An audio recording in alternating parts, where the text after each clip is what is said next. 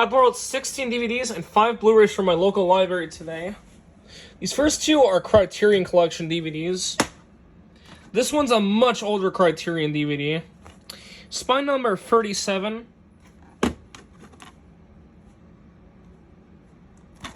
...1981 British movie from Handmade Films. And this DVD is also released by Anchor Bay Entertainment, interestingly enough.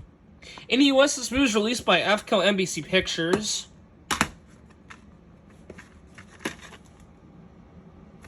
Recipes Terry Gilliam.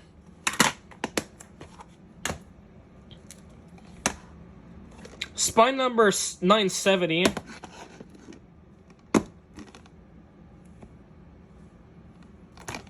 ...1957 movie from Warner Brothers.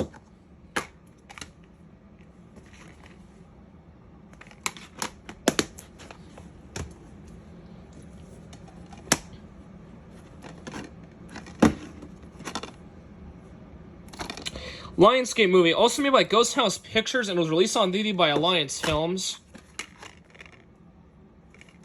And I believe this movie aired on CPI.com in 2013 or 2012.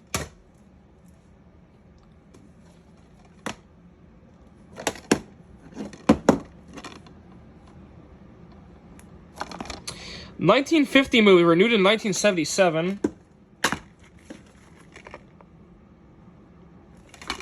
The case is from 2012, but the disc itself is from 2000.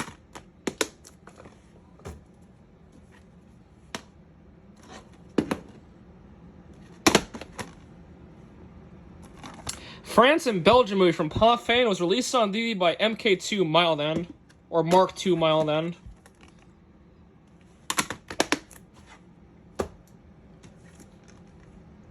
I heard a lot of people did not like this movie, but this movie features Finn Wolfhard. That's why I borrowed it.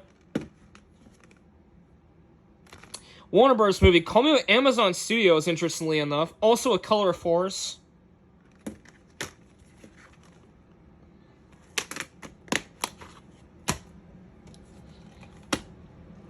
This one I may not do the opening to, since I once did the opening to a South Park episode on Pluto TV and it was instantly blocked.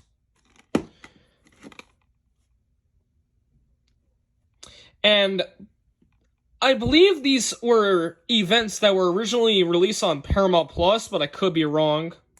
Interestingly enough, this got a 14A in Canada for language that may offend, which I think is kind of odd since the show has a lot of vulgar language in it, a lot of content that's unsuitable for those under 14. Should have been 18A in Canada, if I'm being honest. The movie itself, the South Park Bigger, Longer, and Uncut was 18A in Canada. I think it was actually R in Canada in some regions.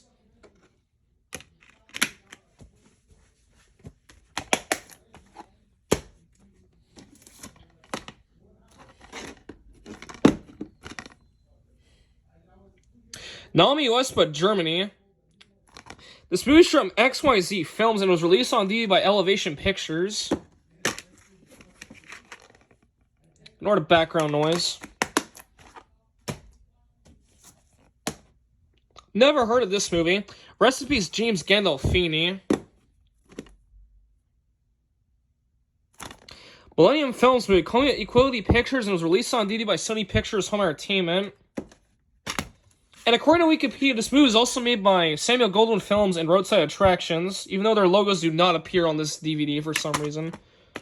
Well, at least on the cover, that is. I don't know if the actual film itself uses those two logos or not.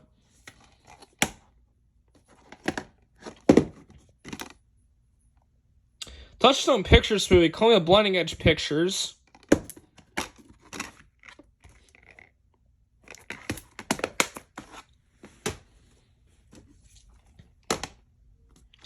I know a lot of people didn't like this movie, but I figured I'd borrow it because it's a recent release.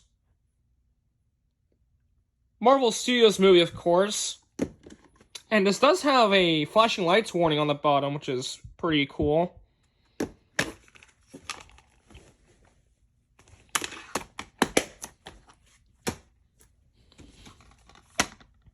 Spoiler alert, I did borrow the sequel, which was I I did borrow the Blu-ray of the sequel of this movie. This one I did the opening on Crave.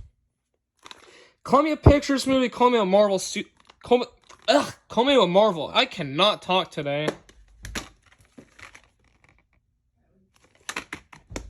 And this is not the only Marvel movie that I borrowed that's rated pleasantly produced in Quebec. I know the other one was the New Mutants, and these next couple after okay, when you get to the Blu-rays, you know what I mean. TriStar Pictures movie, call me a Sony Music Film and Parkwood Pictures. And this is the only movie to be produced by Sony Music Film.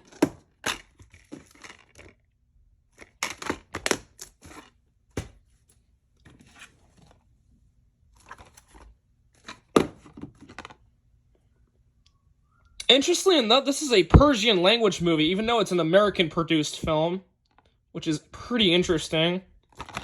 This movie's from Kino Lorber and Vice Films, which I think Vice Films is the division of the news company, Vice. I don't know. I could be wrong.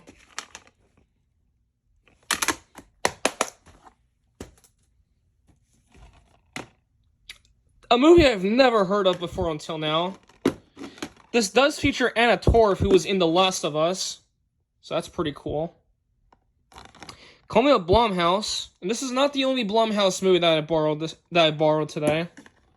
The other one I'll show in a little bit.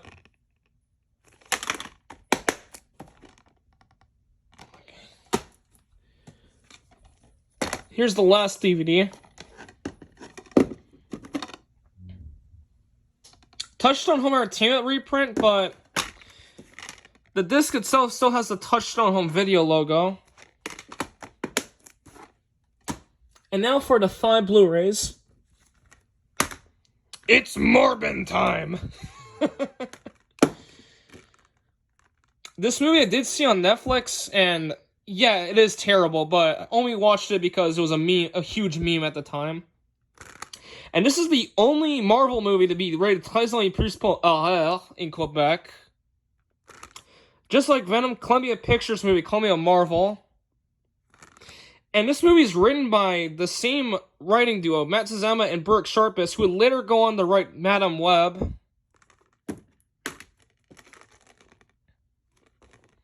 And this movie is also infamous because of the scene where Matt Smith's character dances. Which has to be the best part of the movie, in my opinion. This is only plus pour violence, but this got a 14A in Canada. Same thing with The Equalizer. And I do know this movie generated lots of controversy when it was originally released due to its depiction of violence. Paramount movie also made with Protozoa. This is a very polarizing movie, though, so I can understand why it got controversy.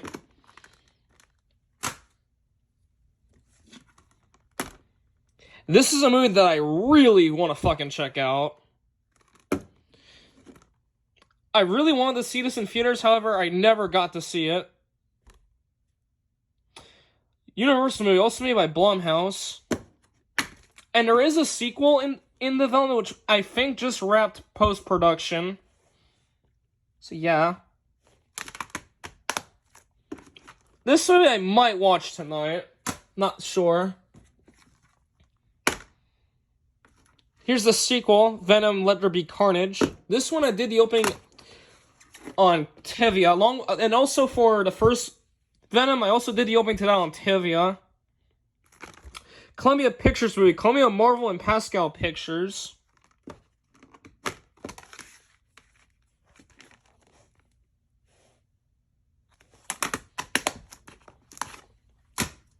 Now here's the last Blu-ray.